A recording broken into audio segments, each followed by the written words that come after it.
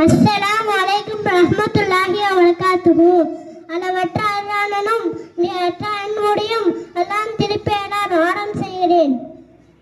இஸ்லாத்தின் கடமைகளில் ஒன்று ஜகாத். முஸ்லீம் தான் கலிமா சொல்லியிருக்காரு, ஆனா தொழுல நரகம் போய் தான் சொர்க்கம் போவாரு.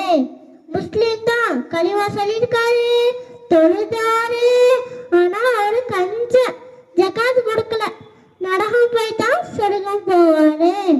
சக்கராத்து வரைக்கும் தொழுகணும், நோம்பு வைக்கணும், ஜகாத் கொடுக்கணும். வக்கீலுக்கு சலாத்த வாத்து ஜகாத், தொழுகையை நிலைநாட்டுங்கள், ஜகாத்து கொடுங்கள்.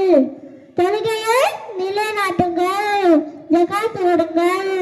அல்லாஹ் 32 இடத்துல ஜகாத்தை பற்றி சொல்லிப்போம். அவன் ஜகாத்து விட்டுனா அவன் சொத்தெல்லாம் பாம்பா மாறி அவனை கொத்த.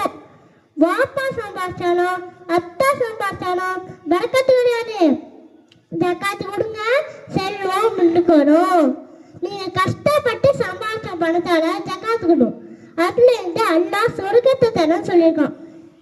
ஜகாத் என்பது உங்க சொத்தை கணக்கு பார்க்கணும்.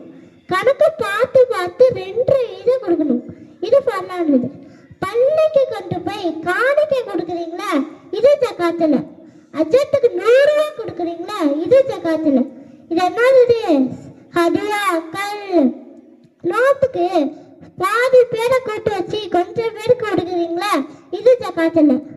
நோட்டுக்கு பார்சல் கொடுக்குறீங்களா, இது ஜகாத்துல. இது என்னது? சதகா. நீங்க எழுதி வச்சு வாங்க. இந்த ஷாபான்ல 1 லட்சம் ரூபாய்க்கு ஜகாத் கொடுத்தீங்கன்னா இன்ஷா அல்லாஹ் அடுத்த ஷாபான்ல 2 லட்சம் ரூபாய்க்கு ஜகாத் கொடுக்க அல்லாஹ் பரக்கத் செய்வான். ஆமீன். வாஹித தவானா அல்ஹம்துலில்லாஹி ரப்பில் ஆலமீன். அஸ்ஸலாமு அலைக்கும் வரஹ்மத்துல்லாஹி வபரகாத்துஹு.